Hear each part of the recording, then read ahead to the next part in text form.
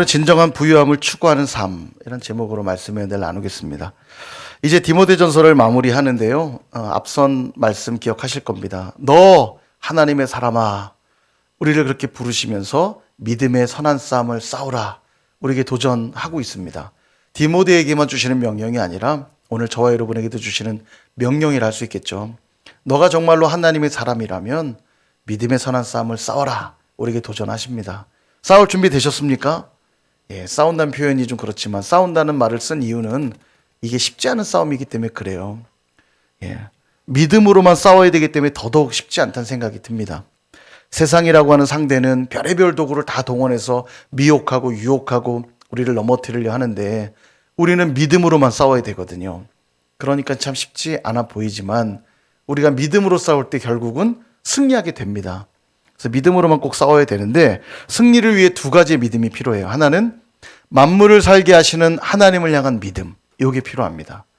만물을 살게 하시는 하나님을 믿는 믿음을 가진 자들, 어떤 믿음이냐면 오늘도 하나님만 나를 살게 하실 수 있다, 하나님만 나를 인도하실 수 있다, 하나님만 나를 돌보실 수 있다라고 하는 믿음을 가진 자들이 승리할 수 있다는 걸 말씀하셨고요. 또 하나의 믿음은 뭐냐면 본디오 빌라도 앞에서 선한 증언을 하신 그리스도를 믿는 믿음이 필요해요. 빌라도 앞에서 다른 방법 취하지 아니하시고 우리 주님이 택한 방법이 뭐였습니까? 십자가였잖아요.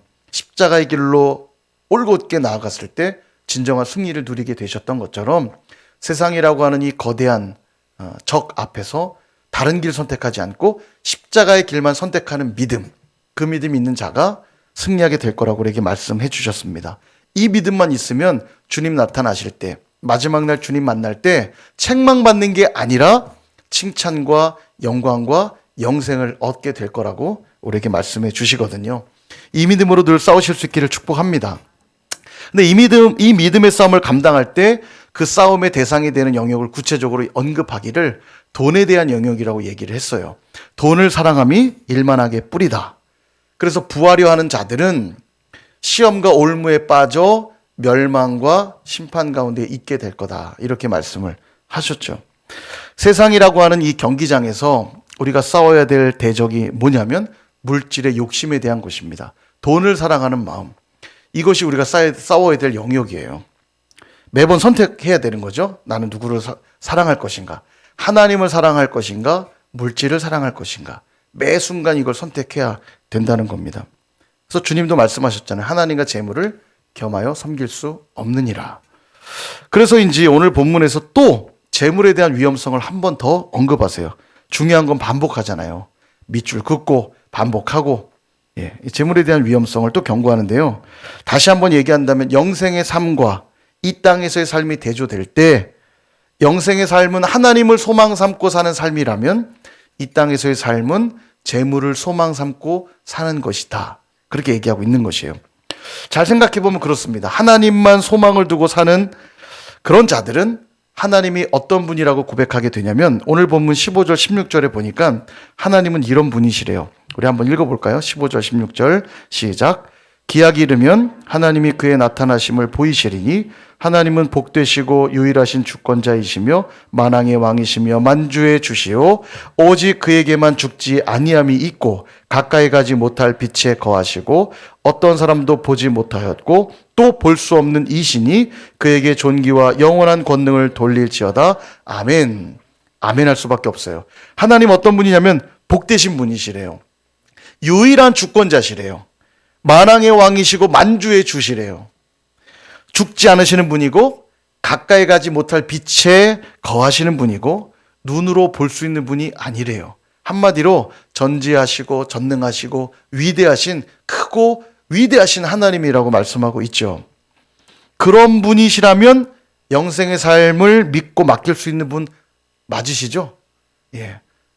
이게 바로 하나님을 소망 삼는 자들의 믿음의 내용입니다. 우리 하나님 어떤 분이라고 믿냐면 방금 언급한 이 내용들, 복 주시는 분이시고 유일한 주권자시고 만왕의 왕이시오 만주의 주시오 죽지 아니하시는 분이시오 놀라운 빛에 거하시는 분이시오 또 눈으로 볼 수 있는 분이 아닌 존귀와 영광을 받기에 합당한 분.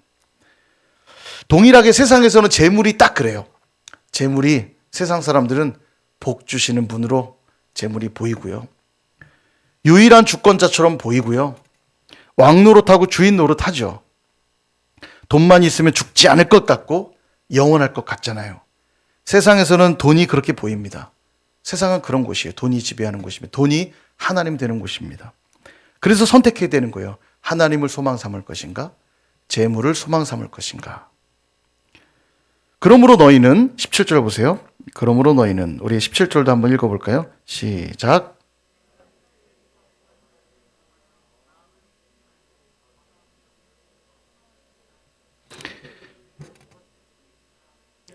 하나님께 두며. 예. 그래서 이 말씀 주시는 거예요. 정함이 없는 재물. 이 정함이 없다는 말이 뭐냐면 정함이 없다. 이 말이 뭐냐면 정해지지 않은 이런 말이에요. 정함이 없다는 말은 정해지지 않았다. 다른 말로 하면 불확실하다. 허무하다. 이런 뜻입니다.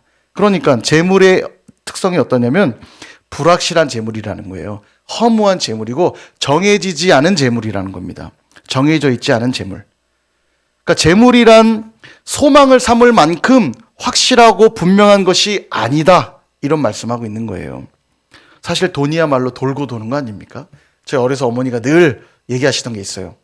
이 세상에 제일 더러운 건 돈이다. 이 사람 저 사람 손 다 거치고 어디에서 어떻게 굴러먹은 돈인지 알 수 없기 때문에 돈이야말로 제일 더러운 거다. 이제 그래서 손을 깨끗이 씻으라고 가르친 건데 가만 생각하면 참 맞는 교훈이에요. 돈은 참 더러운 거다. 예. 어머니가 어려서 그 얘기를 참 자주 한 기억이 문득 났어요. 말씀을 준비하다. 누가 만진 건지 누가 어디에 사용한 건지 알 수가 없어요. 돌고 돕니다. 돈만큼 불확실한 게 없어요. 오늘 돈이 있다가도 내일 없는 게 돈이고요. 또 돈이 없다가도 또 있는 게 돈이에요.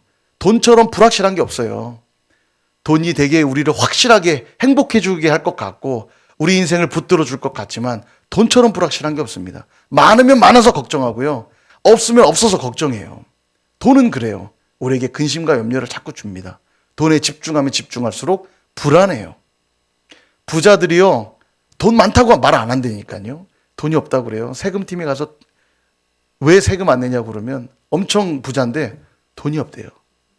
예, 그런 거예요. 돈이 많아도 많다고 여기는 사람은 없습니다. 늘 부족하다 여기는 거고 더 많은 돈이 있지 않아서 근심하는 게 돈입니다. 돈이 사라질까 봐 염려하고요. 그런데 왜 그런 돈에 목숨 걸고 그 돈에 소망을 삼느냐는 거예요. 오늘 성경이 그 얘기하는 겁니다. 진노의 날이 임하고 심판의 날이 임할 때 너희들이 그토록 목숨처럼 중요하게 여긴 돈이 너희들을 건질 수 있겠느냐? 이 불확실한 재물이 너희들의 생명을 지켜줄 수 있을 것 같으냐? 실제로 그렇죠. 예, 생명을 조금 연장해 줄지 모르겠습니다. 좋은 수술 받아가지고 좋은 의사를 통해 생명을 조금 연장할 수 있을지 몰라도 죽음 앞에 아무리 돈이 많다 한들 여러분 그 생명을 영원히 지켜줄 수 있겠습니까? 돈이요? 예, 언젠가는 진노와 심판의 자리로 가게 되죠. 돈이 많든 적든 가는 겁니다. 고 이병철 회장이 늘 그랬잖아요. 우리나라 아무리 제일의 부자면 뭐합니까? 밥 한 그릇 제대로 먹고 싶다고 그 위장병 때문에 매일 죽을 먹어야 되는 그 마지막 삶에 밥 한 번 제대로 먹고 싶다고. 돈이 많으면 뭐합니까? 밥 한 끼 제대로 못 먹는데. 해결이 안 된다니까요. 돈 많으니까 다 될 것 같지만 밥 한 끼도 먹을 수 없는 인생입니다. 돈이 많아도 그런 거예요. 재물은 그렇게 허무하고 불확실한 거라는 겁니다. 근데 왜 그 재물에 소망을 두냐는 거예요. 그렇게 정함이 없는 재물에 소망 두지 말고 어디에 소망을 두라? 모든 것을 후히 주사 누리게 하시는 하나님께 소망을 두라고 말씀하고 있는 겁니다. 여러분 자녀가 아버지에게 나눠줄 유산, 아버지 주머니에 있는 신용카드 이것만 보고 있는 자식을 보고 있노라면 얼마나 한심합니까? 아버지만 있으면 되는 거 아니에요? 아버지께만 집중하면 되는 거 아닙니까? 근데 자식이 늘 아빠 언제 죽을까? 저 재산은 내게 주긴 줄까?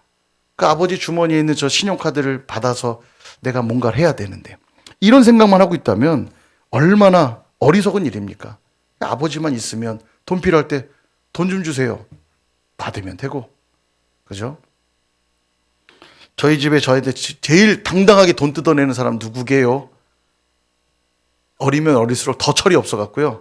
수연입니다. 아주 수연이 막 아까도 예배 전에 막 다이소 가자 막 아빠 이제 예배 준비하고 설교해야 돼. 다이소 가자! 막 갔다 왔어요. 하도 들들 볶아갖고 알았어 빨리 따라와. 그리고 다이소 가서 빨리 사 그랬더니 아빠가 골라. 세상에 자기 다이소가 저보고 고르래요. 장난감을. 빨리 골라라. 아빠 가야 된다. 세상에 저한테 뭐 맡겨놓은 것처럼 제일 당당합니다. 그게 그런 거죠. 자녀의 특권 아닙니까? 아버지만 있으면 돼요. 아버지만 어디 있는지 확실히 알면 됩니다. 전화도 잘 걸어요. 전화도 요즘엔 음성인식 되니까요. 제 아내 폰에 지민호 왕자님이라고 돼 있나? 뭐라고 돼 있는데 그걸 이름을 불러야 전화가 걸리잖아요. 딱 알아요. 딱 열면 지민호 왕자님께 전화 걸어줘. 전화 딱 걸립니다. 잘해요. 전화도 잘 걸어요. 아빠 어디 있는지 알아요. 아빠 어디야? 왜 안 와? 빨리 와. 빨리 와. 막 명령합니다. 예. 저한테 명령하는 사람 그렇게 많지 않은데 당당합니다. 그게 그런 거예요. 아버지가 어디 있는지만 알면 돼요. 전화하면 통화되면 되고요. 어디 계신지만 알면 아빠 나 아이스크림 먹고 싶어. 아빠 나 밥 먹고 싶어. 나 장난감 사줘. 얘기하면 다 사주잖아요.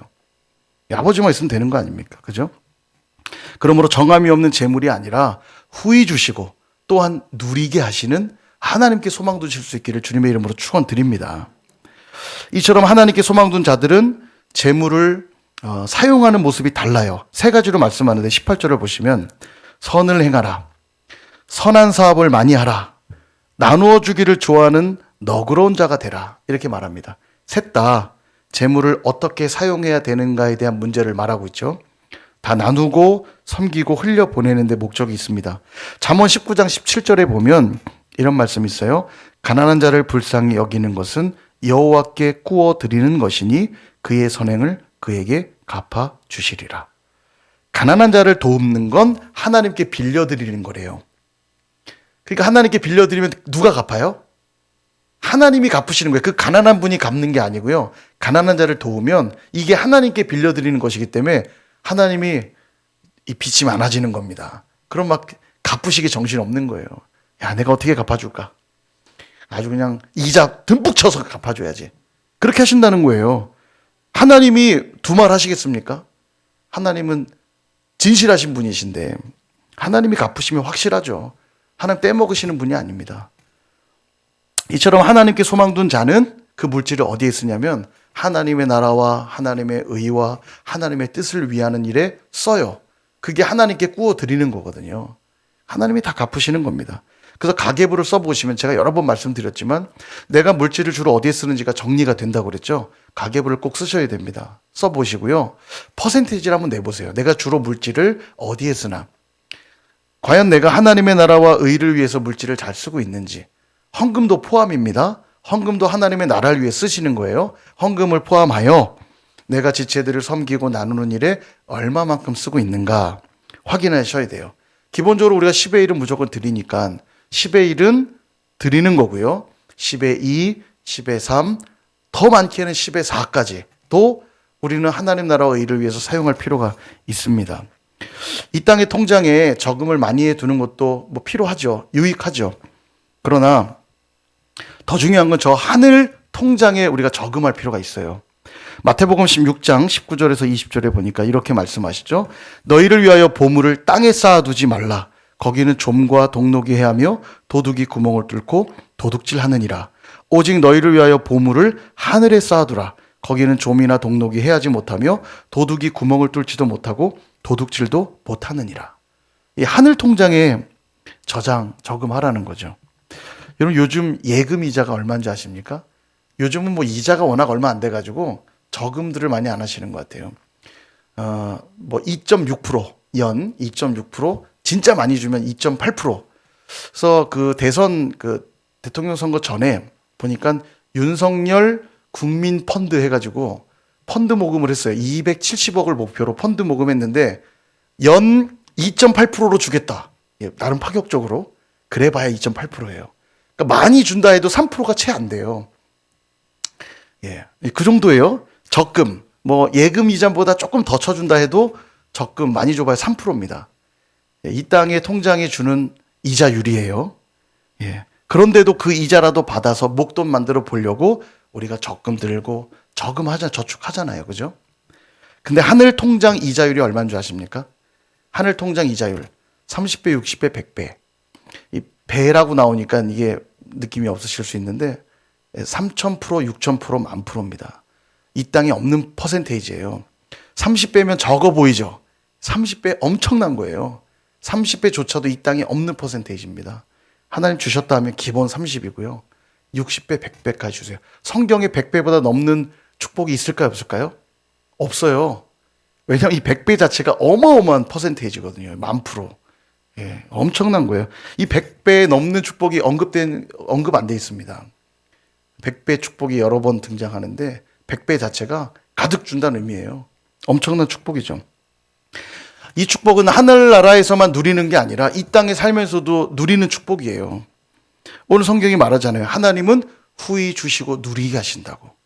죽은 다음에만 누리는 복이 아니라 죽은 다음에 당연히 보장된 복이고요. 이 땅을 사는 동안에도 후히 주시고 누리게 하시는 분이라고 말씀하고 있습니다. 그러므로 끊임없이 하나님께 소망을 두시고 이 재물을 선한 일, 곧 말하면 복음이 전파되고 생명을 살리고 영혼 구원하고 교회가 세워지는 일, 하나님의 뜻을 위해서 사용하실 수 있기를 축복합니다.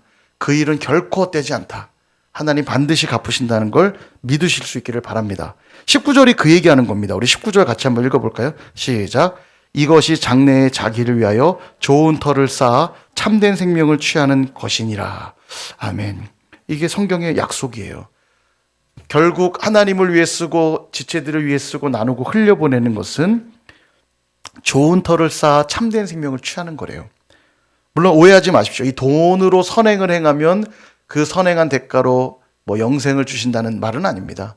선을 행해서 구원받는 건 아니에요. 예수를 믿어 구원을 받는 건데 예수를 믿어 구원받은 자들은 이 영생을 맛봤기 때문에 재물을 영생보다 못한 가치로 여긴다는 얘기예요. 그러니까 재물에 목숨 걸 일이 없는 거예요. 이미 난 영생을 얻었거든요. 훨씬 큰 가치를 얻었거든요. 마치 밭에 감추인 보화를 발견하고는 이 밭이 왜 장난이 아니구나. 자기의 재산을 다 팔아가지고 밭을 사잖아요. 그거 얘기하는 거예요. 재물에 목숨 걸 일이 아닌 겁니다. 영생을 발견했거든요. 예수를 믿고 영생을 얻고 나니 재물이 그렇게 소망을 삼을 만한 것이 아니구나. 그러니까 재물을 가지고 영생을 취하는 일에 쓰는 겁니다. 영혼 살리고 교회 세우고 어려운 이들을 도와주는 일에 사용하는 것이에요. 그래서 여러분 재물만을 중요하게 여기는 사람은요 구두쇠가 되죠. 헌금 잘 안 하고요. 영혼 구원하는 일들, 선교하거나 전도하는 일에 사용하지 않습니다. 이게 되게 낭비하는 일 같거든요. 가도 나에게 돌아올 게 없다고 생각하니까 안 해요. 아깝다고 여기는 거죠. 그리고 누구를 위해서만 쓰냐면 자기 자신과 조금 더 확장해서 가족들만을 위해서 쓰는 거예요. 이재철 목사님이 쓰신 내게 있는 것이라고 하는 그 책에 재미난 예화가 하나 나오는데 거기에 보면은 김송혜 씨란 분의 예화가 나오는데요. 이분이 이제 한국 전쟁 때 가족들이 피난해서 부산에 내려가 이제 살게 된 겁니다. 교회 옆에 살게 됐는데 부모님이 이제 어려운 시절이니까 두 분이 돈 벌러 나가면 이 김송혜 씨가 자기도 어렸지만 갓난아이를 등에 업고 교회 마당에서 논 거예요. 이제 자기가 애를 보는 거죠. 부모님은 나가 돈을 벌고. 그리고 이렇게 열심히 애를 보고 있는데 미군들이 이제 봉사활동하려고 온 미군들인 것 같아요. 교회 와서 사탕과 초콜릿 나눠주려고 교회를 방문했는데 와서 이렇게 보니까 마당에서 갓난아이를 업고 노는 어린애가 있는 거예요. 쟤도 어린애인데 더 어린애를 업고 노는 걸 보고 미군이 깜짝 놀란 거죠. 너무 안타깝게 본 거죠. 근데 그 아이가 너무 기특하고 갸륵하다. 참 귀하다. 그래서 이 미군이 이 김송혜 씨를 업어준 거예요. 내가 너 업어줄게. 그리고 너무 이쁘다고 업어줬는데 이분 표현이 이토록 넓고 믿음직스러운 등을 본 적이 없다. 그 느낌이 너무 좋았던 거예요. 그러니까 부모님은 늘 나가 계시고 이 어린아이가 아이를 봐야 되니 얼마나 늘 불안하고 초조한 삶 속에 있었겠어요. 근데 그 넓은 또 미군이니까 키도 크고 막 이러지 않았겠어요. 그 넓은 등에 이렇게 폭 안겼는데 너무 좋았나 봐요. 이렇게 넓고 좋은 등이 있다니 거 안기면서 그 어린 나이에 그런 결정을 했대요. 나는 평생 사람을 사랑하며 살아야지. 이런 고백을 했다는 거예요.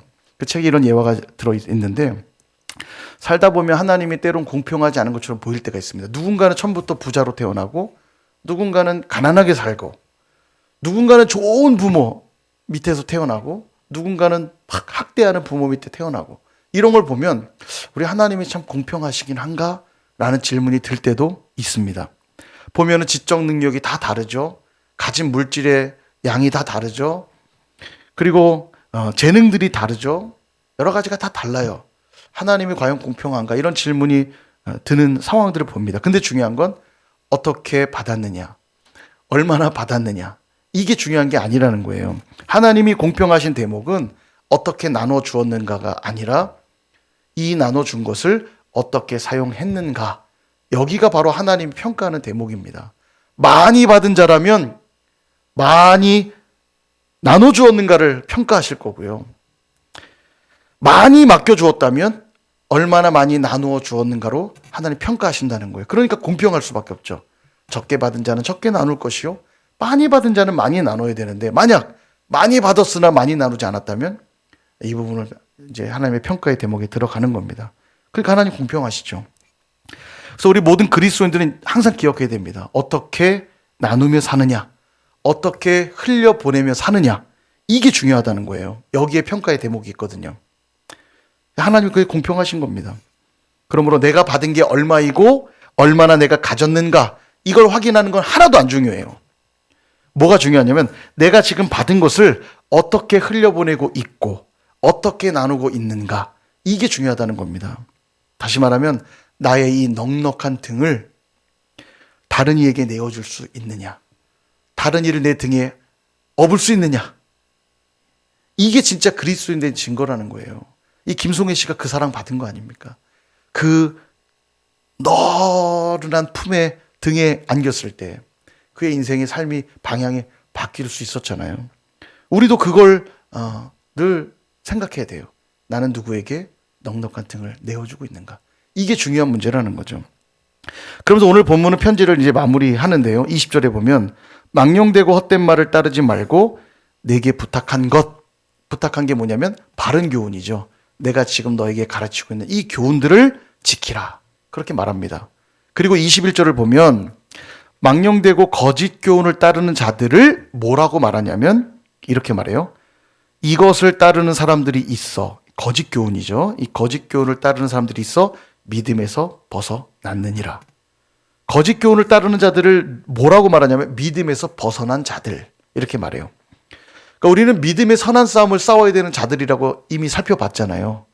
우리는 믿음의 선한 싸움을 싸워야 되는데 그러기 위해선 바른 교훈을 끊임없이 붙들어야 된다는 거예요. 다시 복음 앞으로 계속 나아가야 된다는 겁니다. 그래야 믿음의 선한 싸움을 할 수 있어요. 그럴 때 믿음이 생기고 선한 싸움이 가능해지죠. 그러므로 믿음으로부터 벗어나게 만드는 모든 것들과 우리는 결별할 필요가 있습니다. 그것들은 다 거짓 교훈이고 거짓 메시지예요. 그래도 돈이 있어야 돼, 그래도 재능이 있어야 돼, 그래도 똑똑해야 돼, 이런 이야기들을 누군가 뱉어낼 때 우리는 그것이 나로 믿음에서 벗어나게 만드는 메시지라면 결별해야 됩니다. 오늘도 소망 되시는, 오늘도 내게 후히 주시고 누리게 하시는 하나님께만 소망을 두고 나는 주님의 뜻에 순종하며 살겠다, 이 믿음의 싸움들을 계속해 나가야 된다는 거예요. 그러므로 바른 교훈은 우리에게 바른 믿음을 갖게 합니다. 이걸 꼭 기억하셔야 됩니다. 불확실한 재물에 소망 두지 않게 하고요, 그 믿음은 후히 주시고 누리게 하신 하나님께 소망을 두게 합니다. 이 믿음은 허무한 세상에 소망 두지 않게 하고요, 영원한 생명을 누리는 저 천국에 소망을 두게 한다는 사실입니다. 사랑하는 여러분, 이 밤에 딱 결정하고 기도하시기를 바랍니다. 하나님, 정함이 없는 재물에 소망 두지 않게 하시고 후히 주시고 누리게 하시는 하나님께만 소망 두게 하여 주옵소서. 아니, 소망을 두겠습니다. 딱 마음을 정하셔야 돼요. 우리의 가정도 일터도 학교도 교회도 그렇게 되기를 원합니다. 우리의 자녀도, 우리 친지 가족도, 내 이웃도, 내 친구도 그렇게 되기를 원합니다. 우리의 건강도, 우리의 재물도, 우리의 진로도 그렇게 되기를 원합니다. 다 하나님께 맡깁니다. 고백해야 돼요. 오늘도 우리 동혁 형제 병원 들어갔는데 이게 수술이 끝났는지 안 끝났는지 애가 타죠. 몇 시간이 지났는데 병원은 가보지도 못하게 하고 이제 소식을 병원을 통해 받기만 해야 되는데 얼마나 애가 탑니까? 여러분 정말 그럴 때 느끼는 게 뭐냐면 내가 할 수 있는 게 아무것도 없구나. 진짜 우리가 할 수 있는 게 아무것도 없어요. 주님 바지끄레기 잡는 거 외에는 아무것도 할 게 없어요. 주님 도와주세요. 주님 도와주세요. 정말 똥줄타게 주님 붙잡는 거 외에는 할 수 있는 게 없잖아요. 그럴 때 절실히 깨닫지 않습니까? 아, 내가 할 수 있는 게 아무것도 없구나. 우리 하나님 지금 그 병실에 찾아가 주시고 지금 그 의료진의 손을 통해서 놀라운 치료 역사를 발하여 주시고 여러분 이거 외에 우리가 할 게 없다니까요. 후히 주시고 누리게 하시는 하나님께 소망을 두는 것. 예, 이거 외에는 우리가 할 수 있는 게 없다는 걸 기억하시고 오늘 밤에 기도할 때 놀라운 하나님의 일하심을 보게 될 줄로 믿습니다. 아멘.